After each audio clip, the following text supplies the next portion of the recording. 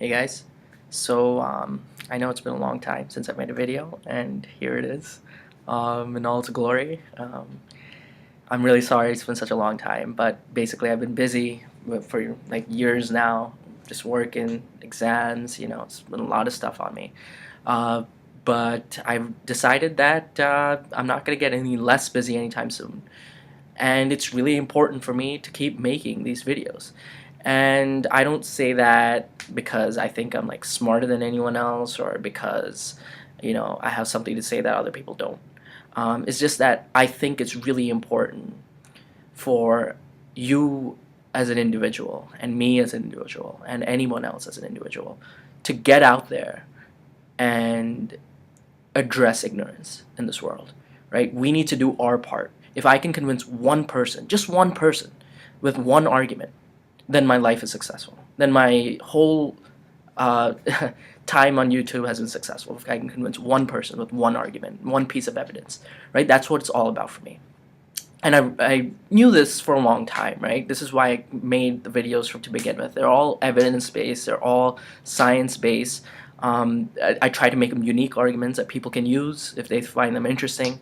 I try to make videos where I compile evidence from lots of different places, so people don't have to spend the time and energy to look it up. They can just look at my video and use that evidence when they argue with creationists or conservatives or whatever, right? But I've forgotten that in the past couple years because I've just been so busy. But I've sort of been inspired again after watching Bill Nye and Ken Ham, right? Well, Bill Nye, not Ken Ham, watching their debate. And the thing is, a lot of people criticized Bill Nye for getting up on that stage with Ken Ham and legitimizing creationism, right? But the thing is, what they fail to realize, the critics of Bill Nye, is that creationism is already legitimate for millions, maybe 100 million Americans. I think about half the population, 150 million Americans, about half the population in polls doesn't believe in evolution, right? So you already have something that's legitimate, and evolution is not legitimate to them. They believe in creationism, right? So they're already legitimized in the minds of the American people. And as long as we don't address them, as long as we don't approach them, right, they're going to keep believing in this nonsense, right? So we have no choice but to debate these guys. We have no choice but to address them. And Bill Nye did that, and I think that's courageous, and I think he did an excellent job. And he was an inspiration to me when I was a kid, and he's an inspiration to me right now. He's charismatic, he knows his facts, he knows his science, and he loves science, and you can see it. And I want to be like him, and I think what he's doing is great. He's communicating science to everyone else. He's communicating facts to everyone else. And I think I have the same belief that he has. I have the same belief that he has, which is, if we can convince one person, if we convince a few people, if we can go out there and address their arguments and the flaws in their arguments, right, with facts and evidence, we can change people's minds. For example, right, you have Ken Ham in his insulated flock, right, where no other arguments get through. Just Ken Ham's argument gets through to these people. He can say whatever he wants. He can say evolution is a theory, so don't trust it, right? It's just a theory. It's not a fact, right? That's what a lot of creationists believe, right? But that's because they haven't been exposed to the other side of the argument. That, hey, you know what? Gravity is a theory. Does that mean you don't believe in gravity?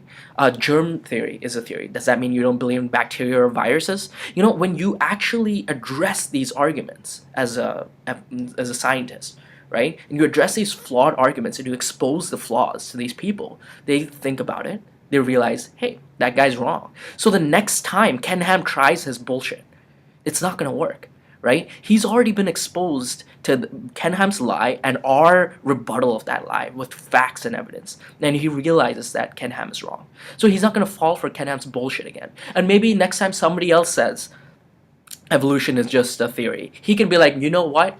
Gravity is a theory. Does that mean you don't believe in gravity? And facts spread, right? So this is the thing about ignorance. It's like a cockroach, right? It thrives in darkness, it thrives in filth, but once you shine that light of knowledge on it, it runs away scared, right? Their ignorant arguments have nothing on science, right? And they know this. That's why they don't want to be addressed. They don't want for us to hit them hard, right? The problem is, though, is these guys are great telemarketers, right? They're really, really good at selling their product. They don't know the science, but they're really good at selling their product. Scientists are really good at science, but don't know how to sell their products. So that's why scientists are afraid of being put on the same pedestal next to these guys and playing on their turf, right? We as scientists, how to play on their turfs and convincing the American people. They're good at convincing people, right? They're good at selling their snake oil. We're not, right? But that's our challenge, right? It's not. This is our fault, right? As scientists, that we don't have that skill set of being able to communicate with people. And Bill Nye, that's why he's an inspiration. He can communicate. He can tell us why he loves science. He can show us how he loves science. And in that brief hour and a half, he destroyed Ken Ham. He made great arguments. He made emotional appeal. He knows all the tricks of the trade for debating, and he knows all of science. Not all of science, but he knows a good deal of science, and he was able to make his argument coherently. And that's my inspiration. I want to be like him. I want to be able to communicate science. It's not just evolution that's a problem. Economics, people don't accept obvious economic theories that have been proven to be working in other countries and in data and papers. They don't believe in global warming. This is going to destroy our country. So we have no choice as scientists, as rational, reasonable people who believe and trust science. Okay, we have no choice but to address these people. We have no choice but to debate them. And hopefully, one at a time, one person at a time. I'm one person, you're one person. If I can convince one person, we did it. Like those Koch brothers, whoever they want, they can spend their billions of dollars, but nothing, okay, nothing can come if they do it with like 30-second TV ads. You think that's as emotionally as strong as one person talking to another person? Of course not. Like a Koch brother argument, right? Like a TV ad, it won't convince anyone who's not already convinced, right? A conservative will see an ad and be like, "Ah, that's right," right? But he won't be able to convince a Democrat or an independent because it's like 30-second ad, right? But if you're spending that time with another human being, whether on the internet, whether face to face, whatever it is, and you can change their mind or at least move them in that direction, right? You can never immediately change somebody's mind, right? Like you debate and they say, hopefully they'll go back thinking, let me open my mind up a little bit. And over time, they might change their minds. Who knows? But it's worth that try. We have no choice. Even if we don't believe it'll change anyways, I have no choice but to do this. And Bill Nye reminded me of it. And that's why I'm going to keep making my videos, right? I'm going to keep being busy. There's nothing I can do to change that, but this is I think, our duty as a citizen of this planet, not even as an American, to spread science, right? To spread actual facts and evidence, to fight ignorance, right?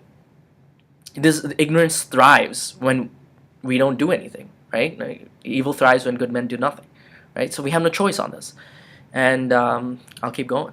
I'll see you guys later.